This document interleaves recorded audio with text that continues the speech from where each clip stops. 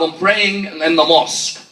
Imam al-Khadim was praying, a man walked past Imam al-Khadim in Salah. Our brothers in Ahl Sunnah, if you walk past them in Salah, as you know, they put their hand out. As in a way, even if we don't have this in our teachings, in a way, it's still something of respect that, if someone walks past you, don't walk past, try and walk behind me, for example.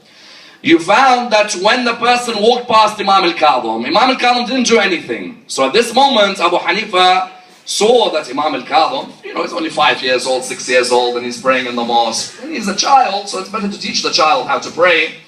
So he came to Imam al-Khadim, he went to Imam al-Sadiq, he said to him, "Oh Ja'far and Muhammad, you should teach your son how to pray properly." So he said to him, "What do you mean?" He said, "Someone walked past him in Salah, and instead of putting his hand out, he just let the person walk past." So Imam looked at him and he said to him, "Why don't you go and ask Imam Musa ibn Jaffar? Ask the young man." He went to the young man. So he said to him, "Young man, when someone walks past you in Salah, put your hand out so the person does not interrupt you." He looked at him and he said, "Oh Abu Hanifa, Allah in the Quran says He's closer to me than my jugular vein. I didn't realize anyone walked past me in Salah." At that young age, the concentration that he has is unbelievable. In all the Imams of Ahl al-Bayt, as in there are narrations of Imam Baqir, Imam Zayn al-Abidin, Imam Amir al-Mu'mineen, you all know the story of Imam Amir al-Mu'mineen with the arrow, when the arrow was stuck in his feet and there wasn't even an effect on him that they've taken the arrow out. All the Imams of Ahl al-Bayt. But he made it clear to Abu Hanifa that I didn't even realize anyone's walked past. You're the one who's realized. To me, Allah is closer to me than my jugular. When Allah is closer to me than my jugular, there is no existence who exists except Allah when I'm in my prayer. Therefore, in those early years of Imam's life, those early years, Imam al-Khadim was known for his knowledge. Also in those early years, before he became an Imam in terms of announcing it, he was known for his worship. He used to have a small house, may Allah bless all of you, to go to Medina. Until today, some of the remnants of that house still exist near the area where our Shia brothers live in Medina. That small house that exists, he used to pray in there. And many people would say, we'd walk past him and the whole day he'd be saying, "Ya Muhsin, qad atakal musi." Oh man, oh Lord of bounties, oh Lord of generosity and goodness, the sinner has come to approach you. They'd hear him the whole day in that small house. And this is the beauty of this world, that Musa ibn Jaffar grows in that small house. Harun al-Rashid, he had palaces like the Shakiriya, for example. Yet today, subhanallah, in Kadmain, look at the palace of Imam Musa ibn Jaffar and what remains of Harun al-Rashid. So therefore, he was known for his worship, he was known for his knowledge, until the age of 20, when his father, Imam al-Sadiq, passed away. See, Imam Musa ibn Jaffar became an Imam at the age of 20. Imam al-Sadiq, when he passed away, who was the Abbasid Khalifa at the time? Al-Mansur al-Dawaniqi. Al-Mansur al-Dawaniqi, when Imam al-Sadiq, when al-Mansur, ironically, we're all in Iraq now, aren't we? In Baghdad, one of the richest areas in Baghdad is called what? Al-Mansur, yes? And you ask anyone from Baghdad, you say, what's one of the richest areas in Baghdad? They'll say to you, oh, one of the most beautiful areas in Baghdad is Al-Mansur. Yes, they've named it after the killer of Imam al-Sadiq. And sometimes I wonder in this country, they want barakah to come back to it, yes? Inshallah, the barakah will come back when we destroy the statues of pieces of rubbish like that. Because that Mansur, his statue is still in the middle of Baghdad. The killer of Imam al-Sadiq, his face is in the middle of Baghdad. And they ask me, why has Baghdad got no barakah? When you name cities after pieces of rubbish like this, then of course there's not going to be any barakah in that city, in Baghdad. That al-Mansur al-Dawaniqi, he was the ruler of Baghdad when Imam al-Sadiq died, and Mansur wrote to his governor Sulaiman. He said, Sulaiman, find out quickly the will of Ja'far al-Sadiq, because whoever he's written his will has to be executed. Sulaiman straight away went, he found the will of Imam al-Sadiq. He wanted that will quickly, because as soon as he sees the name on the will as to who the Imam is after Imam al-Sadiq, that Imam is to be executed. He opened the will, what did he see? Imam al-Sadiq's written, the will states that the Imams after me are who? Mansur al-Dawaniqi. And who? Sulaiman. And who? Abdullah and Hamida and Imam al-Khadim, Imam Musa ibn Jaffar.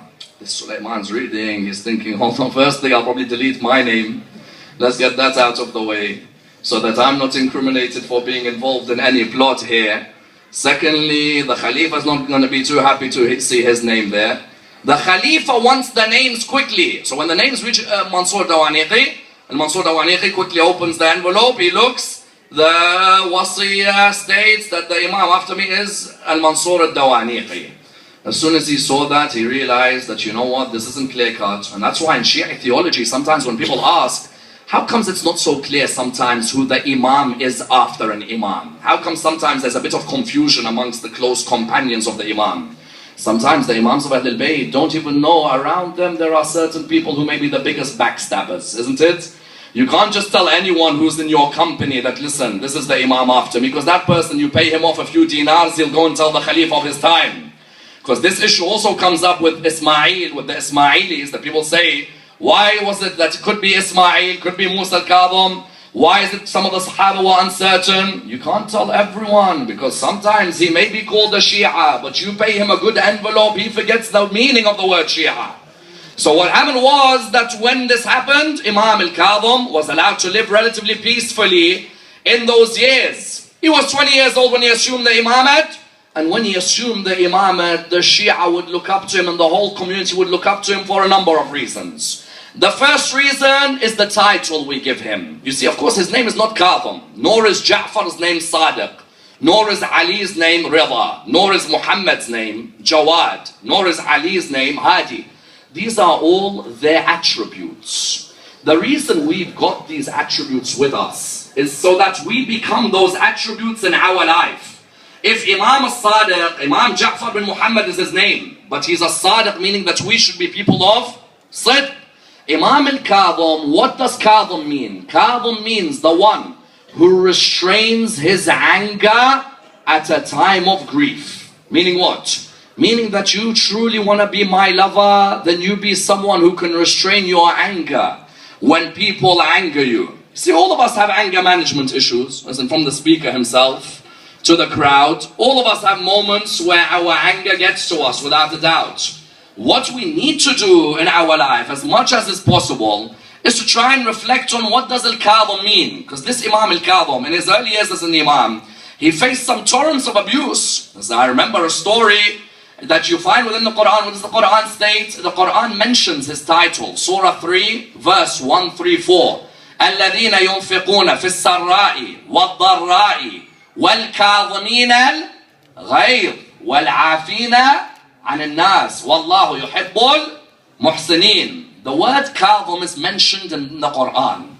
That those who give away money in private and in public, let's say secretly and openly, and restrain their anger and forgive the people, Allah subhanahu wa ta'ala loves them because they are the muhsineen. These people, what are they? They're able to restrain their anger at every time. Insult their mom, insult their dad. And wallah, this is something in every Imam of Ahlul Bayt. Every Imam of Ahlul Bayt faced a moment in their life where they were abused. Not just the Imams. I'll never forget Sayyidah Zainab. When Ibn Ziyad, one of the things that hurt Sayyidah Zainab the most from Ibn Ziyad was when he cursed her father in front of her. It's difficult, it's difficult for a person to curse your father, curse your mother. I tell you, some of the Shia today, if you curse their father or mother, this is used. There's no such thing as patience. Straight away, you'll come back with venom. What happened was that a man once comes to him in front of the whole crowd. He says to him, curse be on your father, Ja'far al-Sadiq. As soon as he said that to him, Imam looked at some of his Sahaba. The Sahaba wanted to go and attack the man. Imam said, wait, calm down, hold back, do not say anything.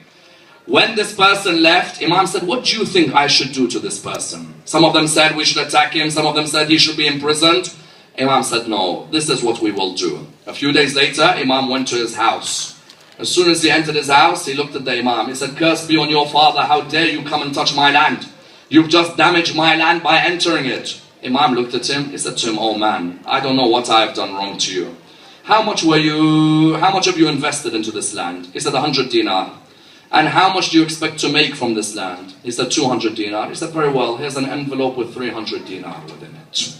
You see, Ahlul Bayt teach us that sometimes in life, sometimes when someone comes to you with such behavior, it is vital that you are able to reply back to them by restraining your anger. One of the servants of Imam al-Khadim, a hot bowl of soup. Imagine a hot bowl. If our servants, we live in a house and we have servants, if they drop something on us, there is a moment of anger in us. The hot bowl of soup is poured, and accidentally it is poured on Imam al-Khadim. The servant and Imam have a beautiful interaction. The servant looks at the Imam. As soon as the bowl of water, the hot water affects the Imam, the servant looks towards the Imam. The servant states, وَالْكَاظِمِينَ الْغَيْرِ, those who restrain their anger. He says to her, I've restrained my anger. وَالْعَافِينَ عَنِ النَّاسِ, and those who forgive, he says, I forgive you. وَاللَّهُ يُحِبُّ الْمُحْسِنِينَ, she says. He said, and I'll be of the muhsinin. You are now free from my servitude. You can go and serve anywhere else. That restraining of anger with those who surround you is something which brings people towards you. Imam al-Khadim has someone abusing him, he holds back. He has this lady boiling the boiling water and pours it on top of him, he holds back. That attracted people to him in the early days of his imamah. Number two, he had a very beautiful method of rationally making you understand why you are committing a sin. Someone says, what do you mean? Imam al-Khadim does never, you'll never find a hadith of Imam al-Khadim where he'll just come out in your face and say, you are evil, you are a sinner, you are haram, get out of my life. In our communities, we have this habit, don't we? We see wrong and straight away, when we see that's wrong, we want to say everyone in the community is a sinner and that person, we put an X on them straight away. Imam al-Khadim had this very rational way that when he wants to explain something to you, he doesn't tell you it's haram. Rather, he makes you reflect on what is the meaning behind the act. Because what happened once, he's walking past the house. When he's walking past this house on one occasion, he hears music being played in the house. Very famous narration, not just in the Ja'fari school, but in the Sufi school as well. Because you know Imam Musa al-Khadim is one of the highest imams of the Sufis. Hamid al-Gar, may Allah give him long life. At the moment he's going through extreme difficulty with his illness. The great academic in Berkeley. Hamid al-Gar, there is a narration which is mentioned from him. He has a 1990 paper on Imam al-Khadim in Sufi tradition. Try and read this paper if you can. Imam al-Khadim in Sufi tradition. Imam al-Khadim is walking past the house one day. When he walks past this house, he hears music being played in the house. What does he hear being played in the house? Music, yes? What does he hear? Very good. You see, because sometimes in the Shia world, you know, you can hear someone agreeing with you, music is being played in the house, but in their own house, iPad, iPod, whatever these eyes are these days, everyone has music around the house, you know, something normal these days. So he hears music being played in the house, and there's a lady sweeping the floor outside the house. Sweeping the floor, Imam looks at her, he says, may I ask you a question? She replies, go ahead. He said, is the owner of the house a free man or a slave?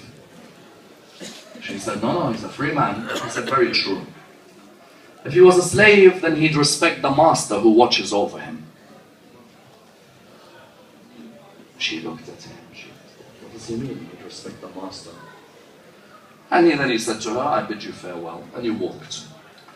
Bishr walked out of the house. When Bishr walked out, he said to her, who were you speaking to? She said, I don't know, this man of extreme piety, the way he looked, there seemed to be a light shining from the man's face. This man of great piety, he was right in front of me and he said, asked me a question, but I didn't understand what he meant. So he said to her, what exactly did he ask you? Well, she said, well, he could clearly tell we had music being played in the house. And so he asked me, is the owner of the house a free man or a slave? I replied to him, of course he's a free man, you are a free man. Then he looked at me and said, well, you know, definitely he's not a slave because then he'd respect the master that watches over him. At this moment, Bishr asked her, how does he look like again? She said to him, he looks like this, and he looks like this, and he looks like this. He said to her, that's my master, Musa ibn Jaffar. He ran out of the house barefooted because he knew that he had committed an act which had hurt the Imam of his time. Sometimes in our lives, we ask ourselves, are we performing acts which are hurting the Imam of our time? We need to ask ourselves this question. Are we performing acts which are hurting the Imam of our time? As in, even there's a narration of the 12th Imam, one of the ulama sees him in a dream, and he sees him with blue marks under his eyes. He says to him, what's wrong? Why do you have these blue marks? He replies, is not the event of Karbala enough for me that I cry every day, and yet my Shia make me cry more? That sometimes we need to ask ourselves, the Imam of our time, are we hurting him with our behavior, with each other? This man knew he had hurt the Imam of his time. Imam Musa al-Khadim, he ran out of the house barefooted. He came to the Imam, he said, Imam, I beg you forgive me. I never thought about music like that. I know that you and your father have said music's haram, but it didn't click. Why? But now it clicks. Because truly, if I am a servant of Allah, how dare I openly commit a sin while He's watching me?